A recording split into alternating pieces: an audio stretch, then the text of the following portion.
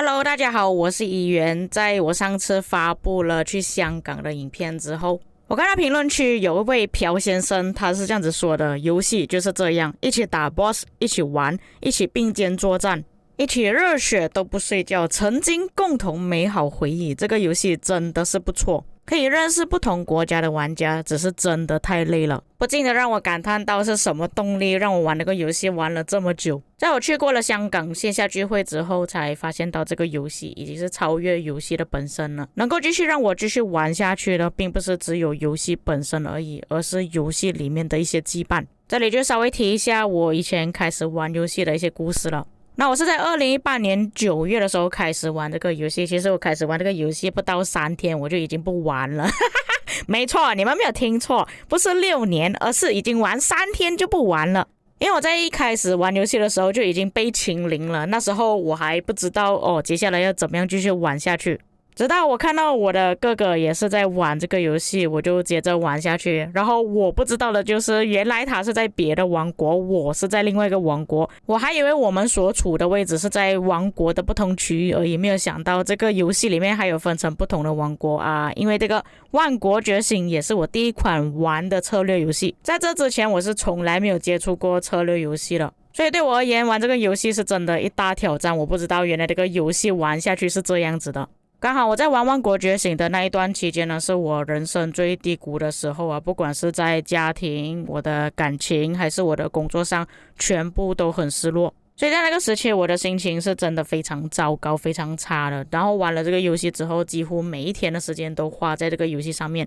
也跟队友一起闲聊、一起打仗。印象最深刻就是关卡一开放的时候，跟队友们一起并肩作战，直到凌晨天亮都没有睡觉。当时脑袋中的想法就只有一股热血而已。比较遗憾的就是当时候没有录像或者是没有截图下来啊，那一段回忆也只能成为回忆而已。还记得当时候不能自由行军，你要从一个地方去到另外一个地方呢，你只能点击采集点或者是某一个玩家的城市，不能自由的拖动你的部队。当时候的天赋树是长这个样子的，游戏的名称也不是万国觉醒，而是文明觉醒。所以当时候的玩家能够坚持玩到现在真的是很不容易。就连当时候我们要扫田呢也是非常麻烦的，因为也是怕敌人发现。所以当时候我们的攻击方式呢，不是拉去采集点的旁边，而是点击这个敌人的采集点另外一个采集点，要靠近敌人的采集点之后才攻击那个采集点啊！之前操作确实是比较麻烦了，所以当之后游戏更新成可以让我们自由拖动队伍的时候，哇，你们都不知道我当时候有多么开心啊！是真的变成自由行军了。之后游戏更新推出了 IG 之战，推出了 KVK 更多版本的 KVK， 游戏一直不断的在更新，虽然有一些更新我个人不是很满意啦，就比方说水晶科技、装备、军器之类的。但在万国觉醒里面比较特别的地方就是画风吧，因为我看到大多数的策略游戏画面都比较暗淡一点了，然后画风会比较真实。虽然万国觉醒的画风我时常一直吐槽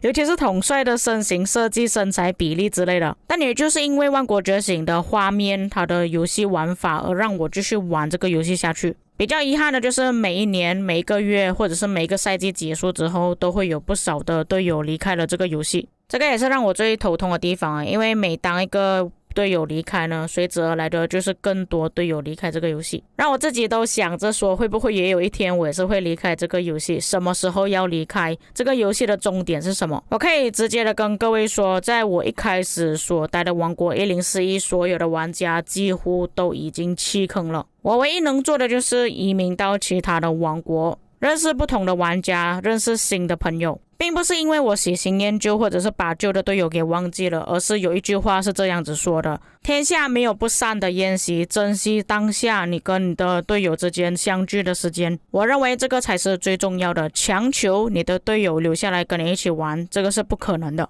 后来也证实说我这个决定是正确的，只有到其他的王国体验更多新的东西，不同的挑战，在这个游戏中你才会有更多的突破，让我见识到更多史诗级的战斗。后来甚至是直接加入了史诗级的战斗，每一场热血的战斗，每一次拆掉敌人的旗帜、要塞、关卡，队友们之间所发出的欢呼声，就算当下有多么疲惫都好，都会感到非常开心。这种感觉就犹如我们进入到了真正的战场，击败了敌人之后的欢呼，还有就是我前面所提到的聚会。我是真的没有想过玩一款游戏都可以与游戏中的队友们见面。那我第一次见面是跟我一个观众见面的，然后吃了一餐饭之后就没有东西了。在我第二次见面就是跟周姐了，是周姐主动找我出去吃东西的，也因为这样我们成为了无所不谈的好朋友，甚至后来都成为了战友，一起上战场厮杀，认识到更多的朋友，甚至还有从香港过来马来西亚的，特意跑过来马来西亚跟我们见面的，也不是为了什么原因，而且还自己带了礼物过来。